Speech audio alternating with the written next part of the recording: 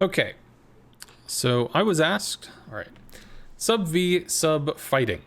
So I was asked to kind of describe anti-sub warfare if you're in a sub. So first off, we're going to talk about some basic things because they are relevant. First off, the positions that your sub could be at. You could be at surface position, you could be at periscope position, operating, maximum, you could be at any of those. The reason why this matters, surface, you've got high detection, so we'll put an H there. Periscope, you have low detection, but these are both above, quote unquote, the layer. Well, what the hell is the layer? The layer matters for hydrophone. If you are below the layer, if you're below periscope depth and an enemy sub has a hydrophone, they'll be able to detect you out to the distance that they can see. I believe that's 6 kilometers for the US and 6.5 for the Germans, something like that. If you're above the layer, you don't necessarily get to see that. You might be spotted or surface spotted, but hydro doesn't really light up here. Hydro tends to light beneath this line.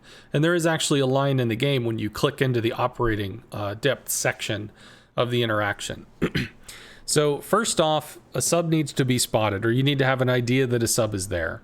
You might use your hydrophone consumable, in which case if it's on the surface, the mini map is going to update with, you know, hey, look, there's a sub. And if you can see that it's in your thing, then you could go over there, try to forcibly spot it, in which case the sub is either going to stay on the surface and try to fight you there, or they're going to submerge. If you have any ships in the nearby vicinity, they're going to submerge because they're not going to want to be shot by shells. So in that case, you can submerge as well. So the enemy is going to start to submerge, and so are you. The reason why this is important is, one, so that hydrophone is going to allow you to be able to see the enemy, because seeing the enemy is important. Secondly, because torpedoes have a way of going up and down, but only when pinged. So a torp that's launched at this level, even if your sub is currently diving and is in a hard descent, when you launch a torpedo, it launches at this level. And it will continue at that level. It will not go up or down. It will continue simply at the level that you shot it. Now, if the enemy sub happens to be at the exact same level, then you could try to snapshot it if you wanted to, but realistically, that's very unlikely. That's going to be where you're going to need to assist with pings. So first off, you have vision. Why? Because you have the hydrophone consumable up. Because you can see the sub, you fire off a ping, you hit the ping. You can have your torps in the water already if you want, but you're going to need something, because if the sub is going to try to maneuver by maybe going up, down, left, right, whatever, having the ping allows the torp to start to adjust to be able to correct and make the strike. At the same time, the sub is going to be pinging you. So if your hydrophone is up and their hydrophone is up, you're going to be going back and forth. Now, as far as maneuvering, I suppose we can talk about that a little later, but first off, talking about the DCP and the ping. DCP is going to be a one-time shot. Now, no sub, I believe, no sub dies to a single salvo of torpedoes, and by salvo I mean just a single like set of 2. I could be wrong on that, but I think getting hit by 2 torps will usually not 100 to 0 a sub. So in order to get a kill, you need to have 2 damage interactions. However, you may not have 3 sets of torps. You may actually only have, for instance, I've been playing a lot of the U-190, and it's got two sets of torps up front, 1 set of torps in the back. So if you ping, it hits, you fire 1 set of torps, which we'll use as purple, whatever. So the purple's coming out, and as it's starting to zone in, the sub is going to damage con so that it's not going to track in and lock and hit. You still have your second set in reserve after the 5 seconds that the damage con goes down. And realistically, the enemy sub is probably going to damage con while the torps are close to hitting, but not far enough away that they could just be pinged again. So if you're going to use the damage con, use it because you're actually worried you're going to get hit and you need to evade, and pop it early enough to be able to evade. So after you've gone through the first ping damage con cycle, the second ping will be the one that sticks. That's going to be the one where you're going to take the shot. How do you shoot the sub?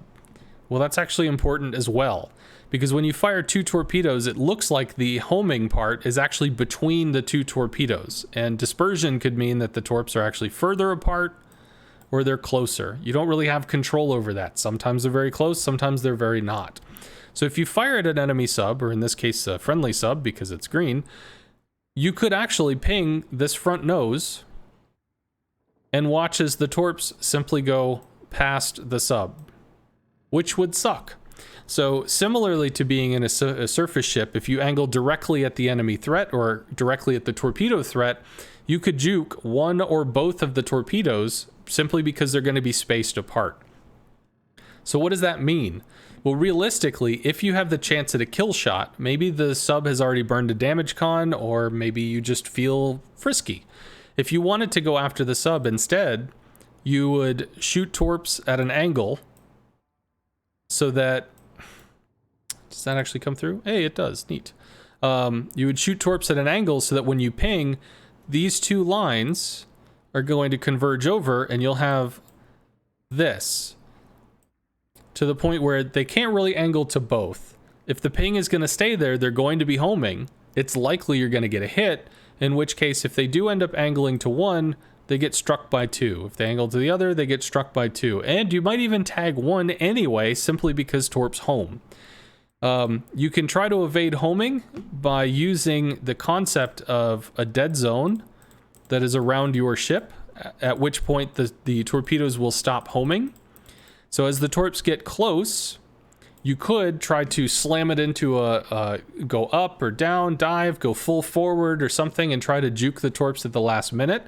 That's absolutely a possibility. So if they are closing in from both sides, you could try to do a last minute ascent and maybe get two of them to juke or something. But the core points are, understand one, hydrophone is required. Why? Because you have to see your target, because you have to ping it. If you're going to throw both of your torps initially, they might be at damage con, in which case now you're just sitting there with an empty gun waiting to be shot while you have nothing else to shoot.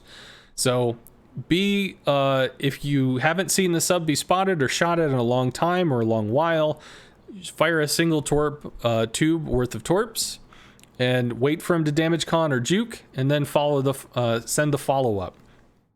Be ready for the follow-up torps to come for you, in which case have your damage con ready, and if you don't have a damage con, you may not want to initiate a fight against a sub because you might get dunked. So if you're going to do this, you need the hydrophone, you need a damage con, and preferably you want all your torps to be loaded so that during this interaction you're actually going to have an interaction. When firing, don't be afraid to off angle. Torps do home. They will actually turn and cut toward their target. Don't off angle aggressively because they just won't have the time to do it. And also make sure that you remember that the torps are immediately fired at the level of water you are at.